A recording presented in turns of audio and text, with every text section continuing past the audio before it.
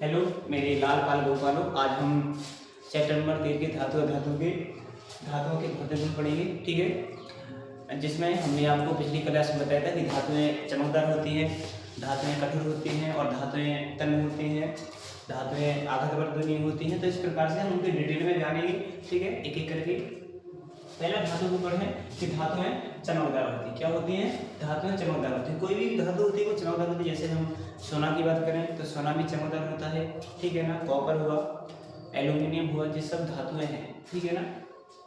तो लिखा कि मुक्त इलेक्ट्रॉन, ठीक है ना, मुक्त इलेक्ट्रॉन की उपस्थिति के कारण शुद्ध धातुओं की सतह क्या होती है? चमकदार। ठीक है, यहाँ से एक क्वेश्चन बनेगा कि धातुओं की किस कारण से चमकदार होती हैं? तो मुक्त इलेक्ट्रॉन की उपस्थिति के कारण धातुएं चमकदार होती हैं। इसके बाद देखा कि धातुओं का लेप मतलब होता है कि पेंट करके, धातुओं पर लेप या पॉलिश करके भी इनको चमकदार बनाया जा सकता है। कि ठीक है, धातुओं को हम अगर कोई लेप या पॉलिश करके भी धातुओं क्या बना सकते हैं? चमकदार बना सकते हैं। इसकी जैसे तांबा हुआ, तांबा को कॉपर बोलते हैं। ठीक है ना, सोना हुआ, चांदी हुआ, ये सब क्या है? धातु है जो कि क्या होती है? चमकदार।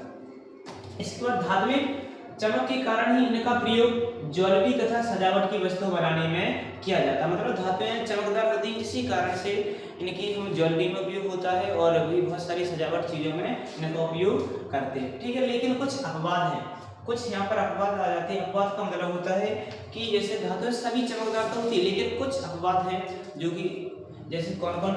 आयोडीन तथा ग्रेफाइट भी चमकीली होती, परंतु ये क्या है? अधातु है। तो यहाँ पर अपवाद है। ऐसे यहाँ से क्वेश्चन बनेगा, ऐसी कौन सी अधातुएं हैं जो चमकीली होती हैं? तो आप बताओगे आयोडीन और ग्रेफाइट। ठीक है, ये पूछे जाते हैं नंबर में क्वेश्चन।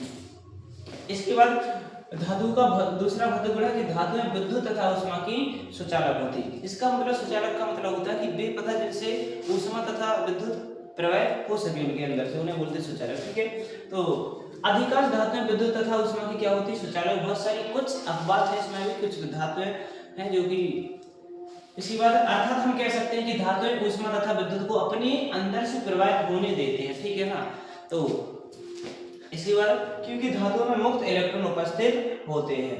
तो यहाँ से क्वेश्चन बनेगा कि ये धातुएं होती भी ऊष्मा तथा विद्युत को अपने अंदर से क्यों प्रवाहित होने देते हैं? तो इसका उत्तर है क्योंकि धातुओं में क्या होते हैं? मुक्त इलेक्ट्रॉन उपस्थित होने के कारण वो अपने अंदर से उन्हें ऊष्मा तथा विद्युत को प्रवाहित होने देते हैं। इसके बाद जैसे चांदी, तांबा विद्युत तथा ऊष्मा के सर्वश्रेष्ठ सुचालक कौन कौन से?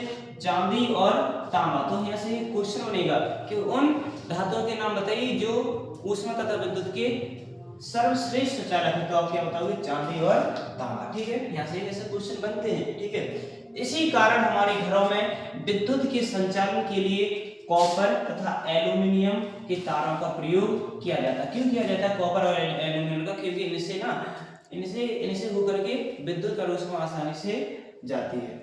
लेकिन कुछ अपवाद है।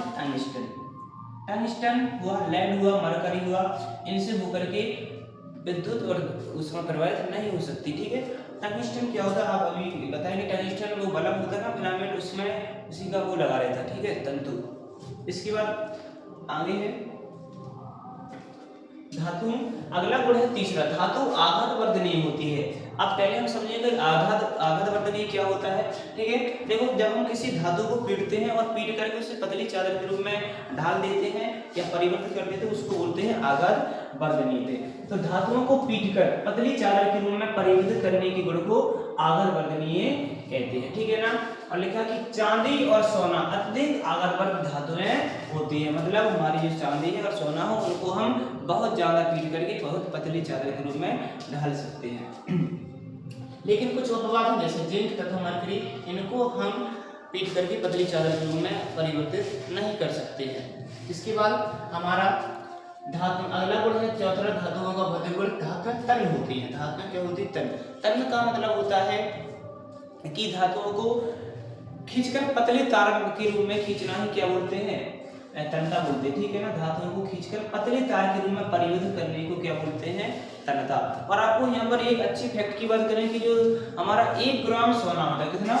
1 ग्राम सोने में 2 किलोमीटर पतली तार का निर्माण कर सकते हैं, ठीक है ना। ये क्वेश्चन पूछा जाता है कि 1 ग्राम सोने में कितना मतलब तार बनाया जा सकता, तो ठीक है, तो बनाया जा सकता 1 ग्राम सोने में 2 किलोमीटर लंबी महीन तार खींची जा सकती है, ठीक है। अगला है कि टंगस्टन के तारों का प्रयोग विद्युत बल्ब के फिलामेंट तंतु बनाने में किया जाता है, ठीक है। यहाँ से क्वेश्चन बन सकता है कि टंगस्टन का प्रयोग कहाँ पर होता है, तो आप बताओ कि विद्युत बल्ब के तंतु बनाने में किया जाता है। इसके बाद धातुओं का 5वां है कि धातुएं कठोर होती है। क्या होती है? धातुएं कठोर होती है। सभी धातुएं कठोर होती है, जैसे लोहा, चांदी, एल्यूमीनियम, ये सब क्या है? धातुएं और कठोर होती है, ठीक है। तो साधारण ताप पर अधिकांश धातुएं क्या होती हैं? कठोर। उदाहरण जैसे एल्यूमिनियम, तांबा, लोहा आदि, ठीक है ना। अपवाद है जैसे सोडियम और पोटेशियम, ये बहुत ही धातुएं क्या होती है? मुलायम होती है, मतलब सोडियम और पोटेशियम कठोर धातुएं नहीं होती हैं। अपवाद का मतलब बता दें आपको, अपवाद क्या होता है?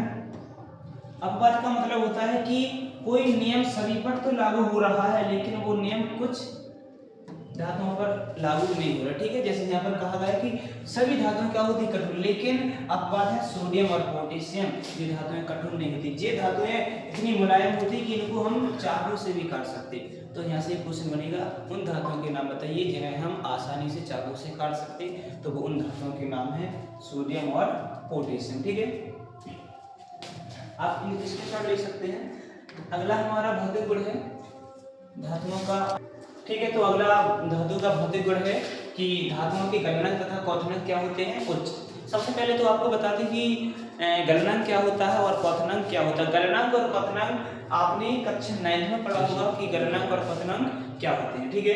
देखो, गलनांक क्या होता है कि वह ताप जिस पर कोई धातु या कोई पदार्थ ठोस अवस्था से काय में चला जाए द्रव अवस्था में, ठोस अवस्था से काय में हो जाए द्रव अवस्था में, उसे बोलते हैं क्या?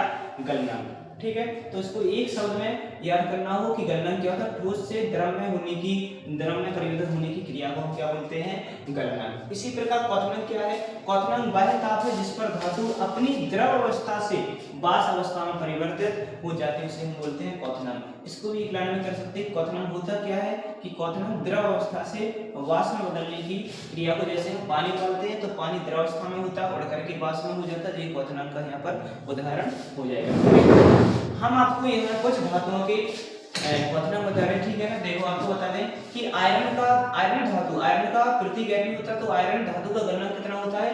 1535 डिग्री सेल्सियस होता है, जो कि बहुत उच्च है, ठीक है ना। इसी प्रकार कॉपर धातु का गलनांक भी कितना होता है? 1038 डिग्री सेल्सियस होता है। लेकिन कुछ अपवाद है। अपवाद क्या है यहाँ पर कि जो सोडियम और पोटेशियम है, इनके गलनांक बहुत कम होते हैं। मतलब सोडियम का होता है 98 डिग्री सेल्सियस और पोटेशियम का होता है 64 डिग्री सेल्सियस, ठीक है। हाँ, यहाँ पर दो और है, गैलियम और सीजियम। इनकी प्रतीक याद कर लेना। गैलियम का होता है Ga और सीजियम का होता है Cs, ठीक है। इनके गलनांक भी क्या होते हैं? बहुत निम्न। मतलब गैलियम का होता है कितना?